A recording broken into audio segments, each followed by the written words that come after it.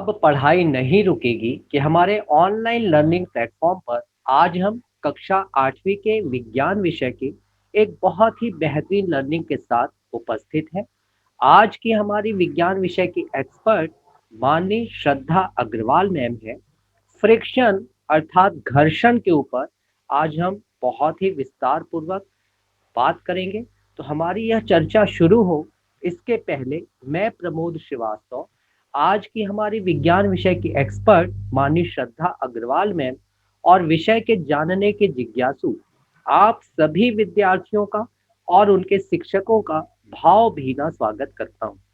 अब पढ़ाई नहीं रुकेगी कि अपने स्लोगन के साथ आइए आज की इस बेहतरीन लर्निंग जो कि फ्रिक्शन के ऊपर है, घर्षण के ऊपर है, हम शुरू करें और उसके लिए सम्मान के साथ आमंत्रित है माननीय श्रद्धा अग्रवाल। सभी को बहुत बहुत नमस्ते। बच्चों, आज हम अपने 8वीं विज्ञान का अध्याय 12 फ्रिक्शन यानी घर्षण पढ़ने जा रहे हैं। इसके पूर्व के अध्याय जो हमने पढ़ा था बच्चों, वो था अध्याय 11 बल और दाब, जिसमें हमने बल कैसे कार्य करता है या कोई वस्तु किस प्रकार गतिशील होती है और दाब क्या है इसके बारे में पढ़ा था। आपको बच्चों जरूर याद होगा कि हमने बल के कुछ प्रकार डिस्कस किए थे, जैसे कि संपर्क बल और असंपर्क बल। जब मैंने संपर्क बल आपको बताया था, तो संपर्क बल के का एक महत्वपूर्ण प्रकार घर्षण बल भी होता है, जिस पर हमने संक्षिप्त चर्चा पिछले वीडियो में की थी।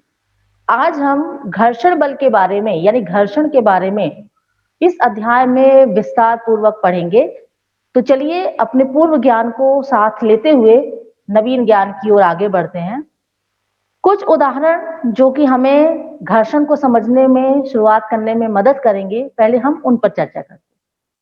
बच्चों, आप जब सड़क पे चलते हो और अचानक से अगर आपके पैरों के नीचे तेल आ जाए या केले का छिलका आ जाए, तो आप कल्पना कीजिए कि आप क्या चल पाएंगे? निश्चित रूप से आपका पैर अगर उस पे पड़ता है तो आप हो सकता है कि आप फिसल जाएं या बहुत ही चलने में आपको तेल या में दिक्कत हो। तो ऐसा क्यों होता है कि हम चिकनी सतह पर चल पाने में बहुत असमर्थ होते हैं? इसी तरीके से एक प्रश्न और भी मन में आता है कि हम जब खेलते हैं, चाहे वो फुटबॉल हो या बॉल, छोटी बॉल से हम खेल रहे हों, इन सबको जब ये फर्श पर चलती हैं तो धीरे धीरे इनकी गति मंद पड़ने लग जाती है और ये स्वतः ही रुक जाती हैं। तो आखिर ऐसा क्यों होता है? क्यों नहीं होता कि हमने एक बार बॉल को मार दिया तो वो निरंतर चलती रहे, रुके ही ना? क्या ऐसा आपने देखा है? नहीं। आपने देखा क्या है कि वो बॉल धीरे धीरे तीव्र गति से मंद होते होते अंततः वो रुक जाती है। तो इसका क्या कारण हो सकता है? इसी तरह से गाड़ियां, जो वाहन हम देखते हैं चलते हैं, आपकी साइकिल जिसे आप चलाते हैं, वो भी ब्रेक लगाने पर धीरे धीरे रुक जाती है। या अगर अगर हम कोई बल नहीं भी लगाते हैं, इसके बाद भी चीजें एक निश्चित समय बाद, एक निश्चित दूरी तय करने के बाद अपने आप रुकती हैं। तो ये आखिर क्यों होता है? कौन सा ऐसा फोर्स अप्लाई हो रहा है जिसकी वजह से, जो कि इनकी गति का विरोध कर रहा है, अर्थात इनको गतिशील अवस्था से विराम अवस्था में लाने का प्रयास कर रहा है? ये कौन सा बल है? ये कौन सी घटना है? क्या है ये? इसी को हम पढ़ने जा रहे हैं, जिसका नाम है बच्चों घर्षण। ठीक है? तो घर्षण पर जाने के लिए कुछ चित्रों के माध्यम से, जो आपकी पुस्तक में दिए गए हैं, उन्हीं चित्रों का सहारा लेते हुए और साथ में कुछ और भी चित्र जिनके माध्यम से हम घर्षण को समझने में सक्षम होंगे, हम शुरू करते हैं। इन चित्रों में सबसे पहला चित्र जो मैं आपको दिखा रही हूं, ये चित्र आपको बताने में या देखने से ही आपको बात समझ में आ रही है कि एक बालक है जिसका पैर छिलके पर जब पड़ जाता है तो वो गिर जाता है। यानी उसका पैर जैसे ही एक चिकनी सतह, जो कि केले का छिलका होता है, उस पे पड़ते ही वह अपने आप को संभाल नहीं पाता और गिर जाता है। तो आप समझ सकते हैं कि एक चिकनी सतह पर चल पाना हमारे लिए कितना कठिन होता है। इसी तरह से घर्षण क्या है इसको समझने के लिए एक प्रयोग हम स्वयं घर पे रह के कर सकते हैं। इस प्रयोग को करने के लिए बच्चों हमें किसी विशेष सामग्री की आवश्यकता नहीं है। आप देख सकते हैं कि पहला चित्र जो कि ए है, उसमें हमें एक मेज पर एक पुस्तक को हल्के से धक्का देना है। आप देखेंगे कि जैसे ही हम हल्के से धक्का देंगे वो पुस्तक आगे की ओर सरक कर रुक जाएगी। ठीक, इसी तरीके से एक दूसरा चित्र जो बी नंबर का है, उसको हम देखें तो इसमें हम उल्टी दिशा का प्रयोग कर रहे हैं। अर्थात अगर हम पहली बार हमने बाएं साइड से किया है तो हम अगली बार दाएं साइड से कार्य कर रहे हैं। पुस्तक को हल्का सा धक्का देंगे और धक्का देने के बाद कुछ दूरी पर जाकर वह पुस्तक अपने आप रुक जाती है। अब प्रश्न ये उठता है कि जब हमने पुस्तक को धक्का दिया तो उसने चलना प्रारंभ किया, यानी पहले वो विराम अवस्था में थी, लेकिन हमारे बल लगाने से वो आगे बढ़ती है, उसमें गति आती है, लेकिन कुछ दूरी पर जाकर वह स्वयं रुक जाती है। तो यह क्यों हुआ? यह होता है घर्षण के कारण। और यह घर्षण बल कौन लगा रहा है? वो सतह लगा रही है जिस पर वो वस्तु सरक रही है। या हम ये कह सकते हैं बच्चों कि घर्षण बल हमेशा गति की विपरीत दिशा में कार्य करता है। हम जब पुस्तक को सरकाते हैं तो उसकी विपरीत दिशा यानी उल्टी दिशा पर घर्षण बल कार्य करता है, जो कि उसकी गति का विरोध करता है, जिसके कारण पुस्तक कुछ दूरी पर जाकर रुक जाती। इसी तरीके से अगर हम उस पुस्तक को बाईं तरफ से धकेल रहे हैं तो बल दाईं तरफ से लगेगा, या अगर हम दाईं तरफ से पुस्तक को धकेल रहे हैं तो बल बाईं ओर लगेगा। लेकिन दोनों ही स्थितियों में पुस्तक की गति का विरोध करता है घर्षण बल। अर्थात घर्षण बल सदैव गति की विपरीत दिशा में ही कार्य करता है। अब यह बात जो हमने क्रियाकलाप हम करे हैं या आप करोगे, वह पुस्तक और मेज के पृष्ठों के बीच जो बल कार्य कर रहा है उसको हम समझ रहे हैं। अब हम इस पर भी चर्चा करेंगे कि क्या सभी पृष्ठों पर समान रूप से घर्षण बल कार्य करता है। अर्थात जैसे आपने अगर ये लकड़ी की मेज ली है और एक पुस्तक ली है तो उनके बीच जो घर्षण बल कार्य कर रहा है, क्या वो विभिन्न पृष्ठ, अर्थात यदि हमने टेबल के ऊपर मान लीजिए थोड़ा रेत बिछा दी या हमने उसको ऊपर तेल लगा दिया तो घर्षण बल पे क्या अंतर आएगा, इन पर चर्चा करेंगे। ठीक है, अब हम बात करते हैं कि घर्षण को प्रभावित करने वाले कौन से कारक हैं जो कि निर्धारित करेंगे कि घर्षण बल का मान क्या होगा। इसको जानने के लिए हम एक क्रियाकलाप और कर सकते हैं बच्चों। आपके पुस्तक में क्रियाकलाप 12.3 का यह चित्र मैंने लिया है, जिसमें दो बालक आपको दिखाई दे रहे हैं। एक टेबल है, उस टेबल पर एक हमने आनत तल बनाया है, आनत समतल। इसको बनाने के लिए आप कोई 2 या 3 ईंट रख के उसके ऊपर एक पटिया या कहा जाए कि एक लकड़ी का तख्ता रख सकते हैं, या चित्र के माध्यम से आप देखें कोई ऊंची पुस्तक भी रख सकते हैं और पुस्तक के साथ एक समतल सतह लगा सकते हैं। अब हमने इस आनत के एक ऊपरी बिंदु, जिसको हम ए बिंदु कह सकते हैं, वहां पर एक निशान लगा दिया और इस निशान से हम क्या करेंगे, एक पेंसिल को या पेन हमारे पास है, ये हमारे पास आसानी से उपलब्ध चीजें हैं, इसको जब हम सरकाएंगे तो आप देखेंगे कि कुछ दूरी पर जाकर जो पेन है वो रुक जाएगी। ठीक है, इसी तरीके से हम अगला प्रयोग करेंगे कि अब हम टेबल पर एक कपड़ा बिछा देंगे। जैसा कि आप चित्र देख सकते हैं कि हमने एक कपड़ा बिछा दिया।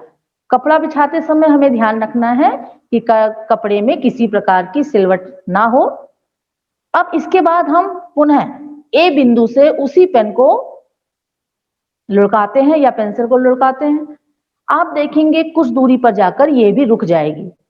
लेकिन अगर आप दोनों चित्रों का अवलोकन करें तो आप देख सकते हैं कि पहली बार में पेन जो है वो काफी दूर तक गई है, जबकि दूसरे चित्र में पेन कुछ दूरी तक गई है। इसी प्रकार हम चाहें तो कपड़ा हटा करके इस जो टेबल है हमारी, उसमें हम रेत भी बिछा सकते हैं। रेत को बिछाने के बाद अगर फिर से इसी क्रियाकलाप को करेंगे और फिर देखेंगे कि हमारी पेन कहाँ तक जाती। आपको तीनों की दूरियों में अंतर दिखाई देगा। तो यहाँ पर आप समझ सकते हैं कि हमने उस पृष्ठ को बदला है जिस पृष्ठ पर वस्तु सरक रही है। अर्थात पहली बार हमारी समतल टेबल थी, दूसरी बार हमने उस पर एक कपड़ा बिछा दिया, यानी कपड़ा बिछाने से जो सतह हमारी हो गई वो कपड़ा हो गई। तीसरी बार जब अगर हम रेत बिछाते हैं तो हमारी जो सतह हो जाएगी वो रेत हो जाएगी। अर्थात वस्तु हमारी पेन ही थी, लेकिन हमने वह सतह बदल दी है जिस सतह पर वो लुढ़क रही है या फिसल रही है। ठीक है ना? तो घर्षण बल का मान अलग अलग हो रहा है। पेंसिल द्वारा जो तय की गई दूरी है वो तीनों ही केसेस में हमें अलग अलग दिखाई देगी। तो जो हमें ये परिणाम मिलेगा को करने से, उस परिणाम के आधार पर हम किस निष्कर्ष पे पहुंचेंगे वो यह होगा कि वस्तु द्वारा जो चली गई दूरी है वो उस पृष्ठ की प्रकृति पर निर्भर करती है। अर्थात कौन सा पृष्ठ है, चिकना पृष्ठ है कि खुरदुरा है कि अधिक खुरदुरा है, ये तीनों चीजों ये इस बात पर यह मुख्यतः डिपेंड करती है। लेकिन ऐसा नहीं है कि केवल वस्तु जिस पृष्ठ फिसल रही है उसकी प्रकृति पर निर्भर होगा, बल्कि यह उस वस्तु की प्रकृति पर भी निर्भर करेगी जो कि उस पृष्ठ पर चल रही है। अर्थात कहने का मतलब ये हुआ कि दोनों ही पृष्ठ, वस्तु का पृष्ठ और उस सतह का पृष्ठ जिस पर वो वस्तु चल रही है, दोनों के ही पृष्ठ पर घर्षण का मान, घर्षण बल डिपेंड करेगा। यहाँ पर इस प्रयोग से ये बात क्लियर होती है बच्चों कि जो घर्षण बल है वो संपर्क में आने वाले दोनों पृष्ठ यानी वस्तु का पृष्ठ और जो सतह का पृष्ठ है उनकी अनियमितताओं पर निर्भर करता है। अनियमितताओं क्या मतलब होता है? खुरदुरापन। खुरदुरापन यानी अगर कोई सरफेस बिल्कुल चिकनी है यानी नियमित है, और खुरदुरापन यानी उसमें अनियमितताएं कैसी हैं? अधिक हैं। तो इन दोनों पृष्ठों की अनियमितताओं पर घर्षण का मान डिपेंड करता है। दो पृष्ठों के बीच जब अनियमितताएं होती हैं तो वो एक दूसरे में क्या हो जाती हैं? धस जाती हैं। जैसे हम बात करें कि पेन जो ताला और चाबी होता है, ताला चाबी में क्या होता है? एक दूसरे में फिक्स हो जाते हैं। वैसे ही जो सतह होती हैं उनके जो खुरदरेपन है या जो अनियमितताएं हैं वो एक दूसरे में क्या हो जाती हैं? इंटरलॉक हो जाती हैं, अर्थात एक दूसरे से अंतर्बंधित हो जाती हैं, जिसके कारण क्या होता है? वस्तु को चलाने में या सरकाने में दिक्कत जाती है। ठीक है? तो पूरी तरह से जो घर्षण है वो पृष्ठों की अनियमितताओं पर निर्भर करता है। अर्थात जितने ज्यादा पृष्ठ अनियमित होंगे, जितने ज्यादा खुरदरे होंगे, घर्षण बल का भी मान क्या होगा बच्चों? उतना ही अधिक होगा। जैसे इस प्रयोग में जब हमने पहली बार एक प्लेन तक लिया था तो अनियमितताएं कम थी यानी खुरदरापन कम है, जिसके कारण घर्षण का भी मान कम हो गया और पेन ने अधिक दूरी तय करी। लेकिन दूसरी बार जब हमने कपड़ा बिछाया तो ऐसी स्थिति में कपड़े की जो अनियमितताएं हैं वो बढ़ गई, सरफेस की जो अनियमितताएं हैं वो बढ़ गई, जिसके कारण क्या हुआ कि पेंसिल ने या पेन ने कम दूरी तय करी। अगर इसी की जगह रेत हम लेते तो रेत में जो अनियमितता है वो और अधिक होगी, जिसके कारण पेंसिल या पेन और कम दूरी तय करेगी। तो ये बात हमें समझ में आ जाती है कि घर्षण बल दोनों पृष्ठों की अनियमितताओं पर डिपेंड करता है। इस चित्र को आप देखिए बच्चों, ये है चित्र 12.6। आपने जरूर ही किसी भारी व्यक्ति को कभी धक्का दिया होगा या सरकाने का प्रयास किया होगा। आप जब देखते हो कि कोई बड़ा संदूक या कोई भी बड़ी भारी वस्तु को धकेलने की बारी आती है जब, तो शुरुआत में वस्तु वो स्थिर है, जैसे कि ये बॉक्स है वो अपनी जगह पर स्थिर है, यानी विराम अवस्था में है। लेकिन जब हम उसको धकेलते हैं तो हम उसको गति प्रदान करते हैं, उस पर बल लगाते हैं गति के लिए। जब हम उसको धकेलना प्रारंभ करते हैं तो वो आगे बढ़ता है। हमें बहुत अधिक बल लगाना पड़ता है, तब वो एक स्थान से दूसरे स्थान पर क्या होता है, सरकता है, उसी दिशा में गतिशील होता है जिस दिशा में हम बल लगा रहे हैं। ये पिछले चैप्टर में हमने पढ़ा था बच्चों। अब घर्षण हमने बताया आपको कि घर्षण बल गति का क्या करेगा, विरोध करेगा। जिस दिशा में यह व्यक्ति संदूक को सरकाने का प्रयास कर रहा है, ठीक उसके विपरीत दिशा में घर्षण बल कार्य करेगा। तो हमें उस घर्षण बल के विरुद्ध उस संदूक को क्या करना पड़ रहा है, सरकाना पड़ रहा है, यानी बल लगाना पड़ रहा है। तो इस घर्षण को स्थैतिक घर्षण कहते हैं। अर्थात स्थैतिक घर्षण क्या होता है, किसी वस्तु को विराम की अवस्था से बल लगाकर उसको गति प्रदान करने में जो घर्षण होगा उसको हम, या जो बल हमारा लग रहा है उसको स्थैतिक घर्षण बल कहते हैं। इसके विपरीत एक कंडीशन ये भी हो सकती है कि कोई वस्तु गति अवस्था में है, ठीक है, कोई वस्तु गति अवस्था में है और हमने उसकी गति अवस्था में उसी चाल से उस पे क्या लगाया, थोड़ा बल लगाया उसी दिशा में। तो ऐसी स्थिति में क्या होगा, जो घर्षण कार्य करेगा या जो बल हमने लगाया उस घर्षण बल को कहेंगे हम सर्पी घर्षण। अर्थात किसी वस्तु को उसी चाल से गतिशील रखने के लिए जो आवश्यक बल लगाया जा रहा है वो सर्पी घर्षण कहलाता है। अब आप स्वयं विचार कीजिए कि कौन सा बल अधिक होगा, सर्पी घर्षण अधिक होगा कि स्थैतिक घर्षण बल अधिक होगा। अगर आप अनुभव करें, विचार करें तो आप पाएंगे कि जो स्थैतिक घर्षण है वो अधिक होगा। क्यों? क्योंकि हम वस्तु को विराम अवस्था से गति अवस्था में ला रहे हैं, ठीक है। जबकि सर्पी घर्षण में वस्तु पहले गतिशील अवस्था में ही है, हमने उसको उसी दिशा में क्या किया है, बल लगाकर और गतिशील करने का प्रयास किया है, तो उसको हम सर्पी घर्षण कह रहे हैं। और ये स्थैतिक घर्षण की तुलना में क्या होगा, कम होगा। किसी बॉक्स में गति आरंभ करने की अपेक्षा पहले से ही गतिमान बॉक्स की जो गति है उसको बनाए रखना क्या होगा, सरल होता है। तो इस प्रकार से इस प्रयोग को करने से ये बात हमें समझ में आती है। दैनिक जीवन में आप कई उदाहरण देखते हैं बच्चों, जिसमें कोई गतिशील वस्तु पर बल लगा दिया जाए तो वो और तेज हो जाती है। इसी तरह से कोई स्थिर वस्तु है उसको हमें सरकाने के लिए अधिक बल लगाना पड़ता है। तो ये तो कुछ हमने बात करी कि घर्षण को कौन से कारक प्रभावित करते हैं। अब हम बात करेंगे, हमारा अगला टॉपिक है 12.3 घर्षण हानिकारक परंतु अनिवार्य।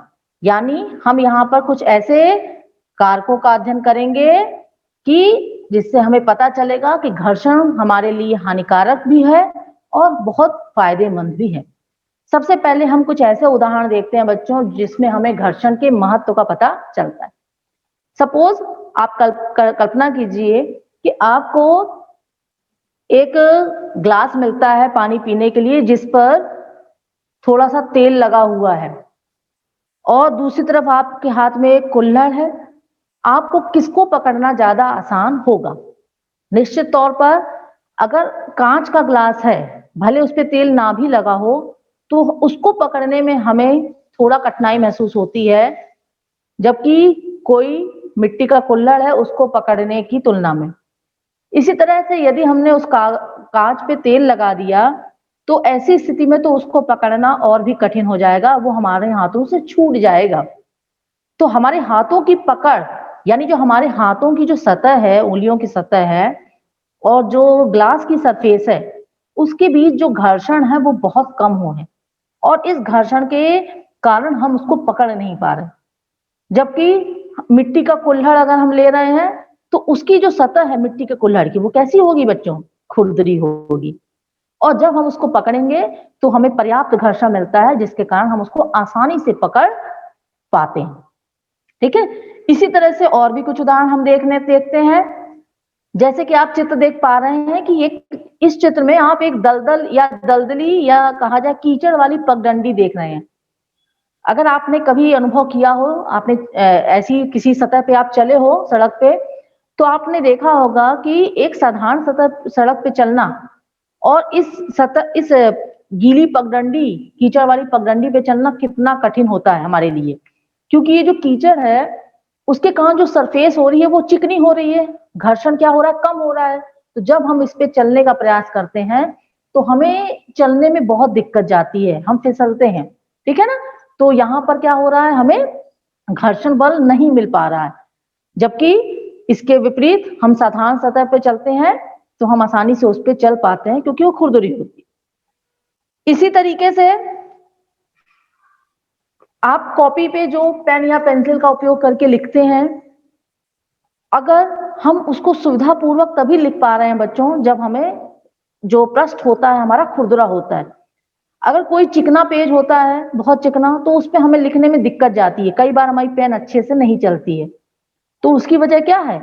उसकी वजह है घर्षण की कमी। हम साधारणतः कॉपी पर तभी अच्छे से लिख पाते हैं जब हमारा जो पृष्ठ और के बीच क्या हो, घर्षण बल हमें पर्याप्त मिले, तभी हम उसको सुगमता से लिख पाते हैं। इसी तरीके से ब्लैक बोर्ड पर जब हम चौक से लिखते हैं तो ब्लैक बोर्ड का खुरदुरापन के कारण ही चौक जो है उस पर उभर कर सामने आती है और जो लिखा है वो बहुत अच्छे से दिखाई देता है। कई बार ब्लैक बोर्ड काफी चिकना होता है जिसके कारण उस पर लिखने में बहुत ज्यादा दिक्कत आती है, हमारी जो जिससे हम लिख रहे हैं वो फिसलती है। तो ऐसी स्थिति में हमें लिखने में असुविधा महसूस होती है। तो आप समझ गए होंगे कि हमें घर्षण की कितनी आवश्यकता होती है।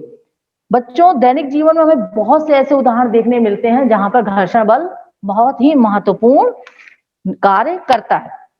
कुछ और उदाहरण भी मैं आपको देती हूं, जैसे कि घर्षण के कारण ही आप सॉरी घर्षण के कारण ही आप दीवार पे क्या होता है, कील को ठोक पाते हैं। इसी प्रकार यदि घर्षण नहीं होगा तो जो सड़क पे वाहन चलते हैं वो भी ना स्टार्ट होंगे और ना ही उनको ब्रेक लगा के हम रोक पाएंगे।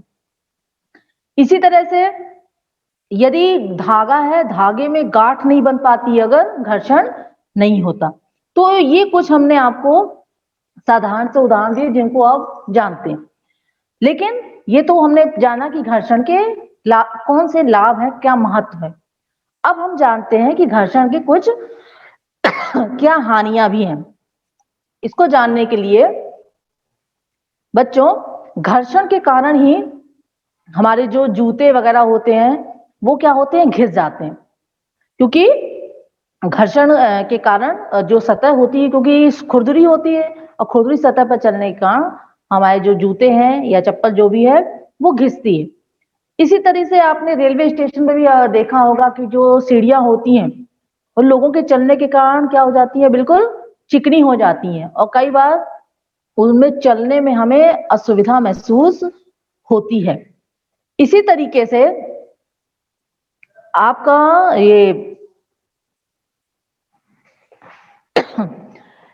इसी तरीके से आप देख सकते हैं कि ये जो घर्षण का एक और चित्र मैं आपको दिखा रही हूं कि एक मार्बल जो फर्श है उस पे भी हमें चलने में क्या होती है, असुविधा होती है यदि घर्षण बल ना हो।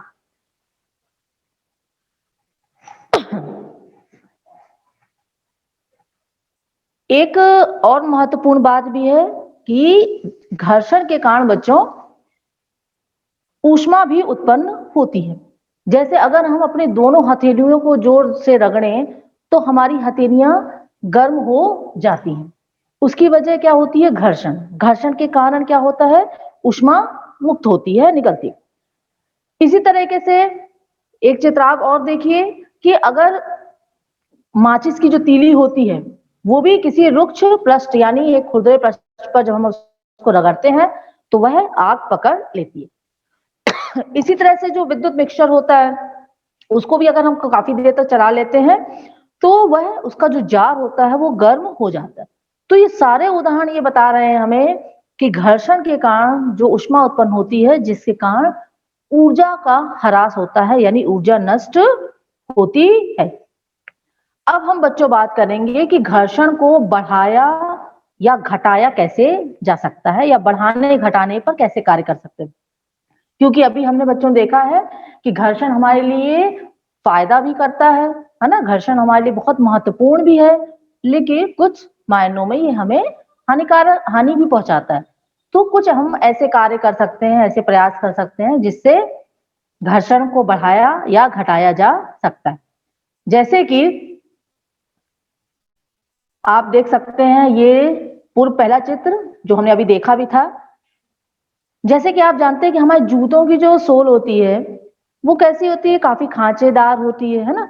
तो कल्पना कीजिए कि जब जूते हमारे घिस जाते हैं, जैसा कि अभी हमने पढ़ा था, तो हमें चलने में बहुत दिक्कत होती है ना।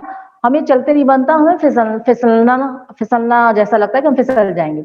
तो जो जूते होते हैं उसके नीचे की जो सतह होती है वो कैसी बनाई जाती है, खांचेदार यानी खुरदुरी बनाई जाती है, जिससे हमारे पैरों की जो पकड़ है वो सतह से बहुत अच्छी तरीके से हो और हम बहुत ही सुरक्षित तरीके से चल पाए, है ना। अगर ऐसा नहीं होगा तो क्या होगा, हम गिर जाएंगे और संभलना हमारे लिए कठिन होगा।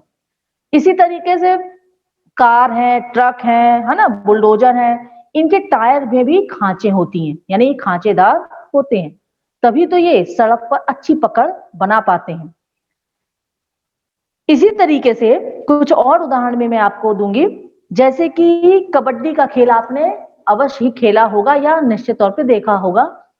कबड्डी के खेल में भी खिलाड़ी प्रतिद्वंदी खिलाड़ी को पकड़ने के लिए अपने हाथों पर मिट्टी रगड़ते हैं।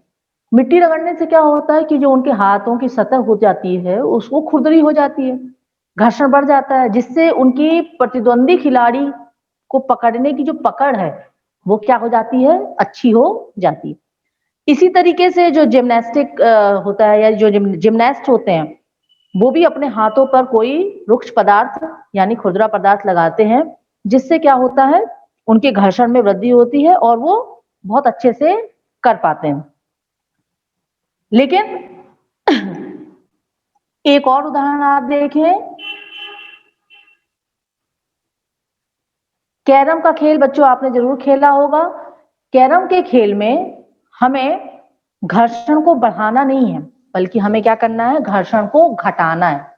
तो जैसे अभी हमने घर्षण को बढ़ाने के उपाय देखे कि जूतों पर जूतों की जो सतह होती है वो खांचेदार होती है या टायरों की सतह खांचेदार होती है, तो ये तो घर्षण बढ़ाने के लिए था। लेकिन कई जगह ऐसा हमें आवश्यकता होती है कि घर्षण को घटाया जाए, तो घर्षण को कम करने के लिए भी कुछ तरीके अपनाए जाते हैं, जैसे कि कैरम बोर्ड का खेल है।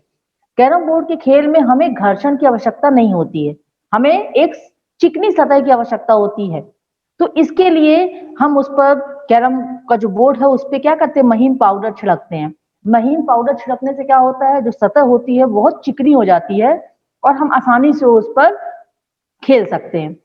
इसी तरीके से हमारे कई बार घर के दरवाजे वगैरह जो होते हैं वो काफी आवाज करते हैं या सही ढंग से खुलते बंद नहीं है होते हैं, तब हम उस पे क्या करते हैं, तेल वगैरह लगा देते हैं या तेल या ग्रीस उनकी सतहों के में लगा देते हैं, जिससे वो क्या करते हैं, वो आसानी से खुलते बंद होते हैं। तो ऐसा करने से हमने क्या किया है, हमने घर्षण को कम किया है, ठीक है ना। इसी तरीके से विभिन्न मशीनों के जो कलपुर्जे होते हैं वो भी कई बार आवाज करते हैं, रगड़ खाते हैं और कार्य अच्छे से नहीं करते, तो उसपे भी ग्रीस या तेल लगाया जाता है, जिससे क्या होता है, वो बहुत अच्छे से कार्य करते हैं और घर्षण कम हो जाने की वजह से उनकी लाइफ बढ़ जाती है। तो कुछ ऐसे पदार्थ होते हैं बच्चों जो कि घर्षण को कम करने का कार्य करते हैं, इनको स्नेहक या लुब्रिकेंट कहते हैं। अब प्रश्न उठता है कि ये किस प्रकार से कार्य करते हैं। जैसे कि हमने अभी आपको बताया था, घर्षण जो है वो एक सतह की प्रक्रिया है, अर्थात दो पृष्ठों के बीच में जो अंतर्बंधन हो जाता है, इंटरलॉकिंग हो जाती है, उसके परिणाम स्वरूप घर्षण बल कार्य करता है। तो जब दो पृष्ठों के बीच में ऐसा कुछ हमने कर दिया कि वो दोनों पृष्ठ आपस में मिल ना पाए, जैसे कि तेल लगा दिया, तेल जब सरफेस पे लगा दिया तो जो दूसरी वस्तु है वो सीधे पृष्ठ के संपर्क में नहीं आ पाएगी, जिसके कारण क्या होगा, घर्षण अपने आप कम हो जाएगा। चलिए अब हम बात करते हैं अगला जो टॉपिक है हमारे विज्ञान का, 12.5 पहिए घर्षण कम कर देते हैं। ये पहिए किस प्रकार से घर्षण को कम कर देते हैं, इसको हम समझते हैं बच्चों। इस चित्र को देखिए जो आपकी किताब का है 12.14। इस चित्र में आप देख पा रहे हैं कि एक छोटा बच्चा भी एक भारी बैग को खींचकर आसानी से ले जा पा रहा है। अगर आप कल्पना करें कि अगर बैग में ये पहिए ना लगे होते तो हाथ से उठाकर ले जाना या फिर उसको खींच के ले जाना काफी कठिन हो जाता है। लेकिन आजकल जो बैग आ रहे हैं उनमें ये पहिए लगे होते हैं, जिस कारण इनके ऊपर कितना भी वजन होता है या बैग कितना भी भारी क्यों ना हो, उसको खींचना धकेलना बहुत आसान हो जाता है और छोटा बच्चा भी इसको देखिए आप आसानी से कर पा रहा है। तो प्रश्न ये उठता है कि पहिए लगाने से घर्षण किस प्रकार से कम हो गया हमारा और हमें चलने में किस प्रकार से सुविधा महसूस हुई। इसे करने के लिए एक हम और चित्र देखते हैं, एक प्रयोग जो कि आप घर में कर सकते हैं। इस प्रयोग को देखिए आप। इस प्रयोग में बच्चों आपको कुछ खास नहीं करना है। एक मेज पर आप 3-4 पेंसिलें लेकर उस पर एक पुस्तक को रखिए। पहले आप ये करिए कि आप पेंसिल ना रख के सीधे पुस्तक को रखिए। जब आप उसको पुस्तक को धक्का देते हैं वो कुछ दूरी पर जाकर क्या होती है, रुक जाती है, जैसे अभी हमने एक प्रयोग किया भी था। लेकिन अब हमको कुछ अलग करना है। हमें ये करना है कि हम पुस्तक के नीचे हमने 3 या 4 पेंसिलें रख दी हैं। अब उन पेंसिलों के ऊपर हमने पुस्तक को रखकर सरकाया तो आप क्या देखेंगे कि पुस्तक अधिक दूरी तक सरक कर चली जाएगी।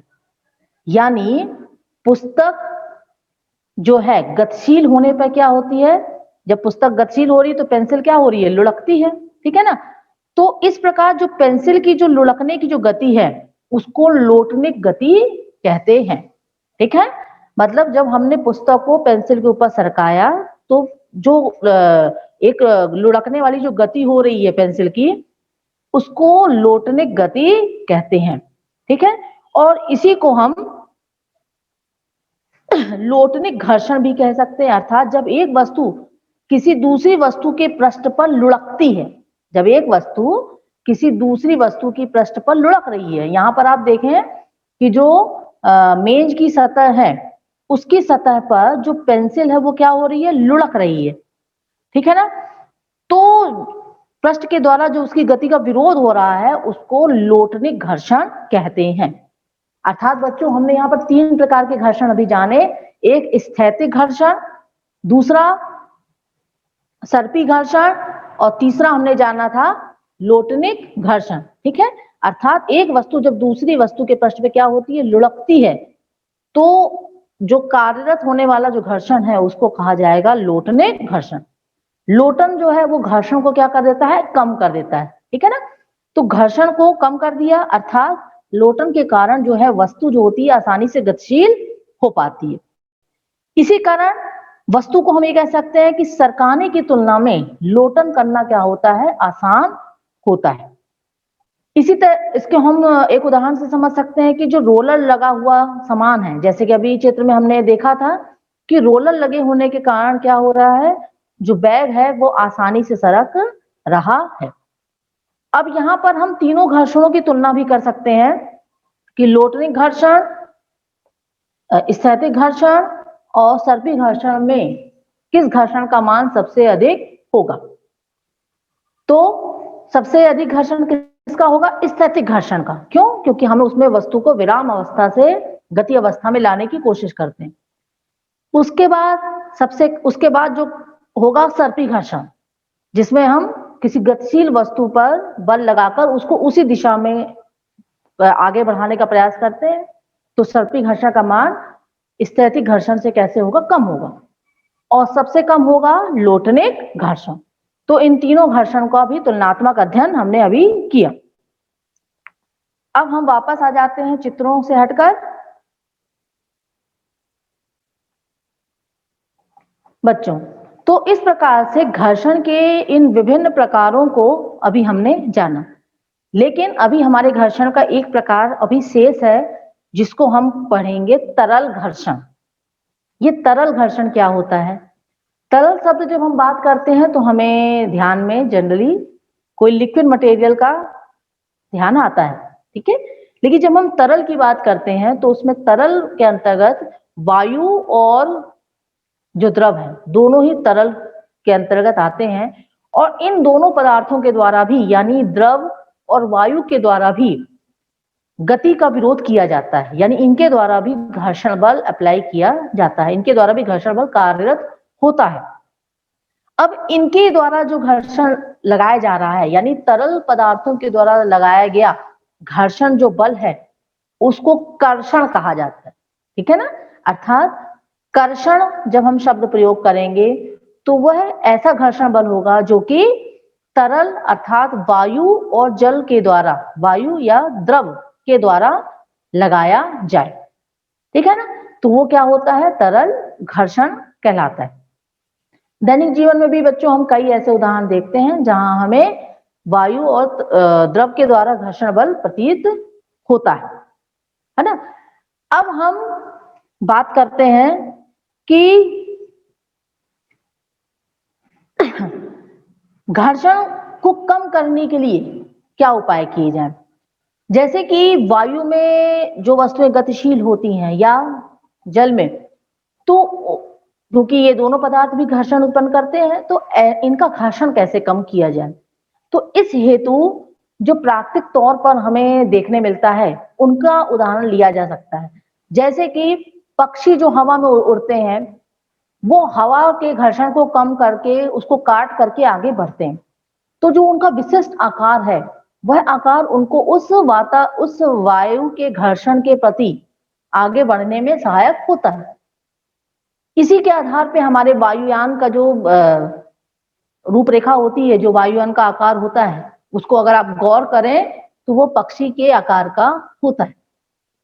इसी तरीके से जल में भी जो जीव रहते हैं उनके आकार को ध्यान में रखकर हम बता सकते हैं कि किस प्रकार से हमारे जो तरल में जो गति होती है, जो जल में गति होती है, वहां है जहाज की अगर हम बात करें तो उसका आकार आप देखेंगे तो वो मछली के आकार का होता है, ठीक है। तो कहने का मतलब ये है कि इनके द्वारा जो उत्पन्न घर्षण है उसको कम करने के लिए भी इन प्राकृतिक जो डिजाइन हमें देखने मिलती है उनका सहारा लिया जाता है। तो इस प्रकार से बच्चों इस चैप्टर में हमने घर्षण के विभिन्न प्रकारों को जाना। चलिए एक बार हम पुनः पूरे चैप्टर को रिवाइज कर लेते हैं। पीछे आपके चैप्टर में सारांश भी दिया रहता है, उस सारांश को ध्यान में रखकर मैं आज इसको रिवीजन कराती हूँ आपका। पहली बात तो घर्षण जो है संपर्क में आने वाले दो पृष्ठों के बीच, संपर्क में आने वाले दो पृष्ठ, इसको ध्यान रखिएगा। अर्थात जो वस्तु गति कर रही है और जिस पर वो गति कर रही है दोनों ही पृष्ठ, ठीक है, तो उन दोनों पृष्ठों के बीच सापेक्ष गति का विरोध करता है। अर्थात घर्षण बल जो है दोनों पृष्ठों के बीच जो होने वाली गति है उसका क्या करता है, विरोध करता है और दोनों पृष्ठों पर कार्य करता है। इस चीज को ध्यान रखें। अगली बात, घर्षण दो पृष्ठों की प्रकृति पर निर्भर करता है। अर्थात सरकने वाली वस्तु या चलने वाली वस्तु का पृष्ठ और उस वस्तु का पृष्ठ जिस पर वो चल रही है, उन दोनों पृष्ठों की प्रकृति पर निर्भर करता है। तीसरी बात, घर्षण इस बात पर निर्भर करता है कि दो पृष्ठ एक दूसरे को कितने बलपूर्वक दबाते हैं। स्थैतिक घर्षण भी हमने जाना कि स्थैतिक घर्षण विराम अवस्था से वस्तु को गति अवस्था में लाने पर किया गया बल है, लगाया गया बल है। सर्पी घर्षण तब कार्य करेगा जब कोई वस्तु किसी अन्य वस्तु पर सर्पी गति करती है। सर्पी घर्षण स्थैतिक घर्षण से कैसा होता है, कम होता है। घर्षण हमारे बहुत से दैनिक क्रियाकलापों के लिए कैसा है, महत्वपूर्ण है। घर्षण को बढ़ाने के लिए क्या करना पड़ेगा, पृष्ठ को अधिक रुक्ष बनाया जाता है। इसी तरह से जूतों की तली तथा वाहनों के टायर घर्षण बढ़ाने के लिए खांचेदार बनाए जाते हैं। घर्षण को कम करने के लिए क्या किया जाता है, स्नेहक का उपयोग किया जाता है, पाउडर जैसा कि हमने अभी पढ़ा था, है ना, तो उनका उपयोग किया जाता है। जब कोई वस्तु किसी अन्य वस्तु पर लोटन करती है तो लोटनी घर्षण कार्य करना आरंभ करता है। लोटनी घर्षण कैसा होगा? सर्पी घर्षण से कम होता है। यानी सबसे कम घर्षण किसका होगा? लोटनी घर्षण का। उससे अधिक सर्पी घर्षण का मान होगा और सबसे अधिक किसका मान होगा? स्थैतिक घर्षण का। तो इस प्रकार से बच्चों हमने घर्षण के बारे में बहुत कुछ जाना। एक और चीज मैं अंत में बताऊंगी आपको कि आपके पुस्तक में प्रोजेक्ट वर्क भी दिया गया है। प्रोजेक्ट वर्क क्योंकि हमारी इस समय परीक्षाओं के लिए बहुत महत्वपूर्ण हो गया है, तो एकाध मैं प्रोजेक्ट के बारे में भी बताती हूँ जो कि आपकी पुस्तक में पृष्ठ 156 में दिया गया है। जैसे क्योंकि जब हम कोई कार्य दैनिक जीवन में करते हैं, बहुत से क्रियाकलाप, तभी हमें किसी कॉन्सेप्ट की समझ डेवलप होती है। तो इस क्रियाकलाप को कर कर आप घर्षण को बहुत अच्छे समझ सकते हैं। जैसे कल्पना कीजिए कि घर्षण यदि अचानक समाप्त हो जाए, अगर घर्षण यकायक समाप्त हो जाए तो हमारा जीवन किस प्रकार से प्रभावित होगा। तो ऐसी 10 परिस्थितियों की आप सूची बनाइए। अर्थात आप कल्पना करिए कि अगर घर्षण ना रहे तो हम किस प्रकार से जीवन हम जी पाएंगे, किस प्रकार से हमारा जीवन प्रभावित हो जाएगा घर्षण ना होने पर। तो ऐसी 10 परिस्थितियों के बारे में आप सोचिए। जैसे कि मान लीजिए हम चल रहे हैं और घर्षण ना हो तो हमारा तो गाड़ी रोकना मुश्किल हो जाएगा या गाड़ी हमारी रुकेगी नहीं, और गाड़ी जब नहीं रुकेगी तो क्या होगा आप समझ सकते हैं। इसी तरीके से बहुत से उदाहरण हम दैनिक जीवन में देखते हैं। ठीक है, तो ऐसी आप कल्पना कीजिए और उसकी सूची बनाइए। इसी तरीके से आपकी रुचि के खेल में घर्षण की क्या भूमिका है, यानी आप जो खेल खेलते हैं जैसे फुटबॉल हो गया या कबड्डी हो गया या आप क्रिकेट खेल रहे हैं या कोई भी गेम खेल रहे हैं, तो उन खेल में घर्षण की क्या भूमिका है, इसके लिए आप क्या करें, कुछ चित्र एकत्र कर सकते हैं जिसमें खेलते समय घर्षण या तो सहायता कर रहा है या क्या कर रहा है, विरोध कर रहा है। ठीक है ना, तो इस तरीके के चित्रों को भी आप कलेक्ट करिए। ये भी क्या होगा, आपका प्रोजेक्ट वर्क होगा। तो इस तरीके से इन प्रोजेक्ट वर्क को करके भी आप घर्षण के बारे में समझ सकते हैं। तो इस प्रकार से घर्षण का जो हमारा जो अध्याय है बच्चों, घर्षण अध्याय 12, वो यहीं पर समाप्त होता है। अगला जो अध्याय होगा हमारा वो ध्वनि पर आधारित है, अध्याय 13 ध्वनि, जो कि हम नेक्स्ट अपनी ऑनलाइन क्लास में करेंगे। तो इसी के साथ मैं श्रद्धा अग्रवाल आपसे विदा मांगती हूँ। नमस्कार।